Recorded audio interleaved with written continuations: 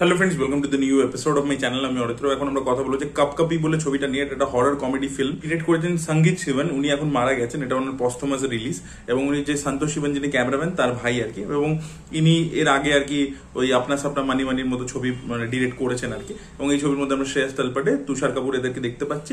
আর এছাড়া অনেক নতুন অ্যাক্টার্সরাও রয়েছে, দুটো মেয়েও রয়েছে যারা হয়তো ওয়েব সিরিজ ইত্যাদি করেছে আর কি। মানে খুব পপুলার আর কি, মেইন স্ট্রিম সিনেমা স্টার্স নয়। আর এই ছবিটা বেসিক্যালি হচ্ছে 2023-এ যে ছবিটা ছিল রোমাঞ্চম বলে মালায়ালাম ছবিটা, হরর কমেডি ফিল্ম, যেটা ডিজনি প্লাস হটস্টারে হিন্দি ডাবিং অ্যাভেলেবেল আছে, সেই ছবিটারই আর কি অফিসিয়াল রিমেক। এবার কেমন হলো এই ছবিটা? দেখুন, রোমাঞ্চম যখন বেরিয়েছিল আমার তখন দেখতে একটু দেরি হয়েছিল, মানে যখন ওটিটিতে এসেছিল আমার দেখতে দেরি হয়েছিল, তাই দেখবেন আমার চ্যানেলে ওটা রিভিউ নেই। এবার ওই ছবিটা আমি বলবো যে আমার খারাপ লাগেনি, ভালোই লেগেছিল, কিন্তু আমার এক্সট্রাঅর্ডিনারি কোনো মাস্টারপিস ছবি মনে হয়নি, ঠিক আছে। এবং ছবিটা হিউজ একটা কালেকশন করেছিল, 2 কোটি টাকার মতো বাজেটে তৈরি ছিল এবং কালেকশন করেছিল 70 কোটি টাকার উপরে। এবার ওই ছবিটা ওয়ার্ক করার মূলত কারণ হচ্ছে, দেখুন ওই ছবিটা প্রচন্ড যে বিশাল হরর কিছু দেখিয়ে দিয়েছে তা নয়, বাট ওই ছবিটাতে খুব রিলেটেবল কিছু ক্যারেক্টার্স ছিল।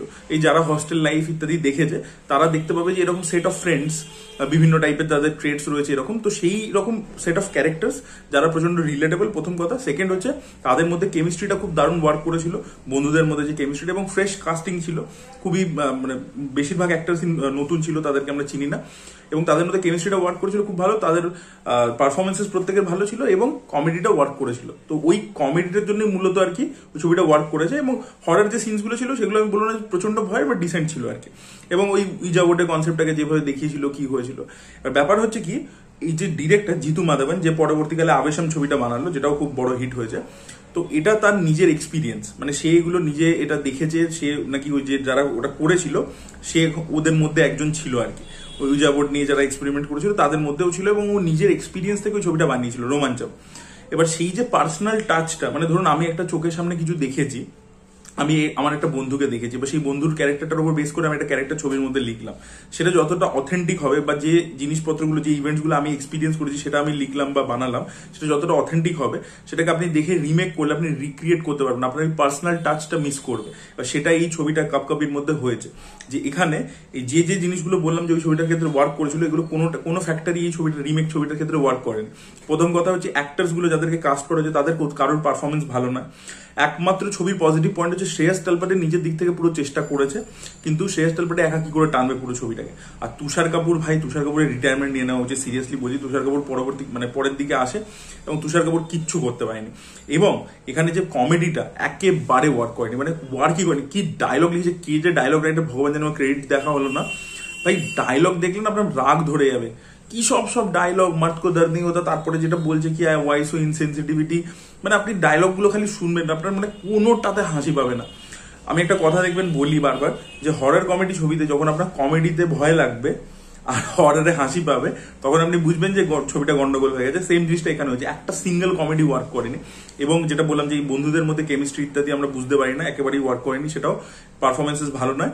এবং আরো একটা ব্যাপার হচ্ছে কি, যে মাঝে মাঝে আপনি দেখবেন কি কয়েকটা ছেলে আর কি নেই, মানে গায়েব হয়ে যাচ্ছে নারেটিভ থেকে। এই বন্ধুগুলোর মধ্যে কয়েকটা ছেলে দেখবেন মাঝে মাঝে গায়েব হয়েছে, মানে আপনার মনে হবে যে যেন ওদের ডেটস ছিল না, হঠাৎ করে যেন চলে গেছে, গায়েব হয়ে গেছে, তাই জন্য ওদেরকে ছাড়াই শুটিং করে দিয়েছে। আর অদ্ভুত ব্যাপার, আমি জানি না, মানে ডিরেক্টর যেহেতু এই ছবিটা, আমি বললাম না পস্থমাস রিলিজ ওনার, মানে উনি এই ছবিটা করার পরবর্তীতেই মারা গেছেন।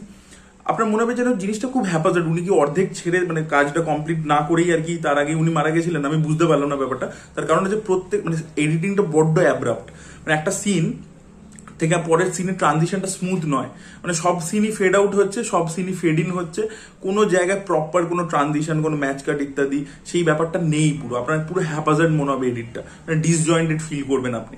আর হরর যে সিনগুলো আছে সেখানে তো মানে কোনো মানে কিছুই, মানে ভয়ের কিছুই ফিল করবো না। আমি যেটা বললাম যে রোমাঞ্চমও বিশাল কিছু হরর ছিল না, বাট অ্যাটলিস্ট একটা বেসিক লেভেল ছিল, সেটাও কিন্তু এখানে অ্যাচিভও করতে পারেনি, মানে সেটা খুবই মানে জঘন্য আর কি। আর বলিউড খালি ভাবছে কি যে হরর কমেডি এখন চলছে, এটা একটা ট্রেন্ড হয়ে গেছে, তো ভাই যেখান থেকে পারবো হরর কমেডি বানাবো, সেটা মালায়ালাম কোনো ছবি রিমেক করে হলেও বানিয়ে দেবো। তো এরকম ভাবে তাই উদ্দেশ্য নিয়ে, ব্যবসার উদ্দেশ্য নিয়ে ছবিটা বানানো হচ্ছে, আপনি পরিষ্কার বুঝতে পারবেন। তো তো তাই জন্য ছবিটার মধ্যে কোনো যত্ন নেই, রাইটিং এ বলুন, এক্সিকিউশনে বলুন, কোনো যত্ন নেই। ছবিটা মানে ভালো লাগে না আর কি, মানে একেবারেই জমাতে পারিনি, মানে 1%ও হয়নি আর কি অরিজিনালটার মতো। এবং মানে স্ট্যান্ডার্ড ফিল্ম হিসেবেও মানে কিছুই তো ওয়ার্ক করছে না ছবিটার মধ্যে। তো ছবিটা খুবই খারাপ একটা ছবি হয়েছে কাপকাপি। তো আমি তো রেকমেন্ড করবো আপনাদেরকে যে নাই ছবিটা দেখুন, সেটাই বলা ছিল। আর আপনারা যদি রোমাঞ্চম দেখেছেন মানে বা হরর কমেডি দেখতে চাইছেন, রোমাঞ্চমটাই দেখতে পারেন আর কি, ডিজনি হটস্টারে অ্যাভেলেবেল আছে।